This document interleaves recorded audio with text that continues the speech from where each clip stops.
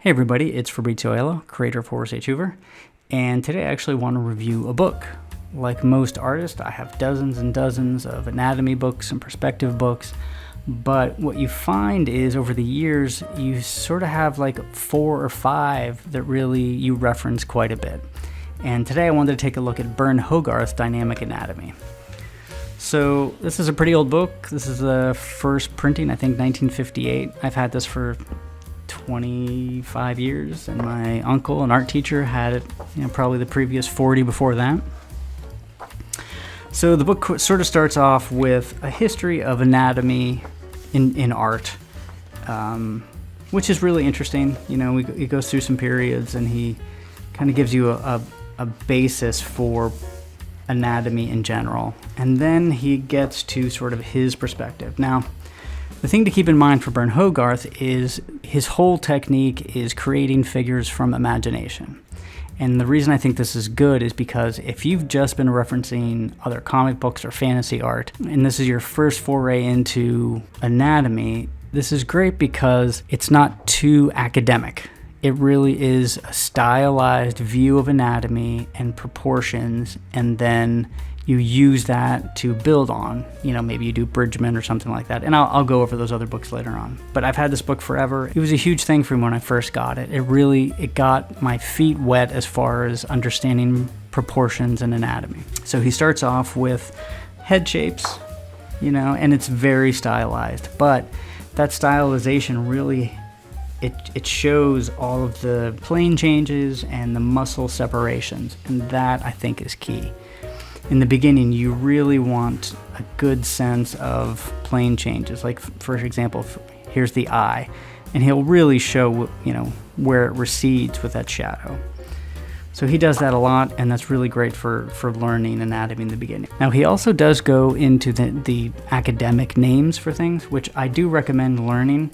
You don't have to be too hard on yourself if you don't remember all the muscles, but the reason it's good is because if it's ever referenced somewhere, you don't have to page back and track it down and go, oh, here's where the masseter is or something like that.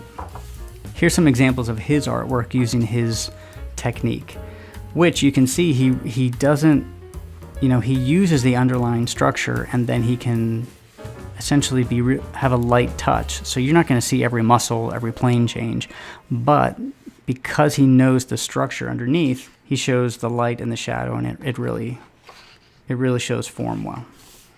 So he has some of his drawings, and this is where we really start to see like the full body anatomy, and this is really, really great stuff.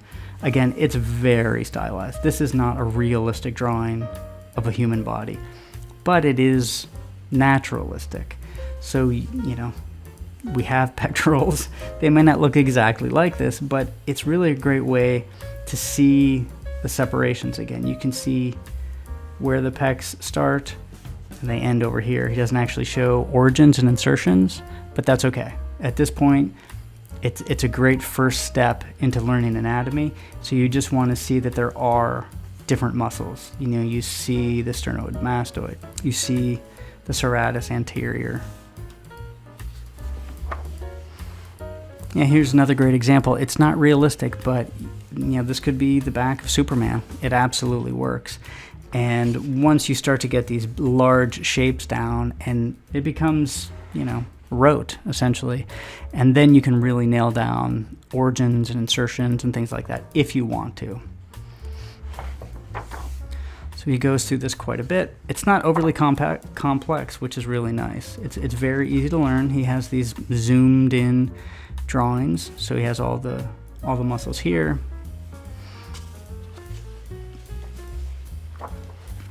His hands are really great.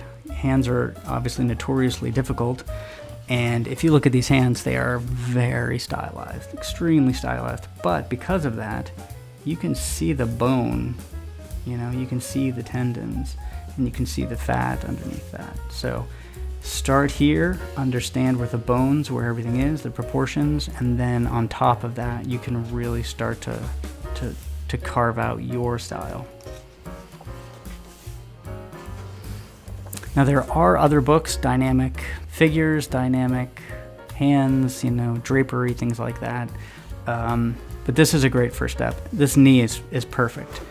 This is a great way to visualize the knee. And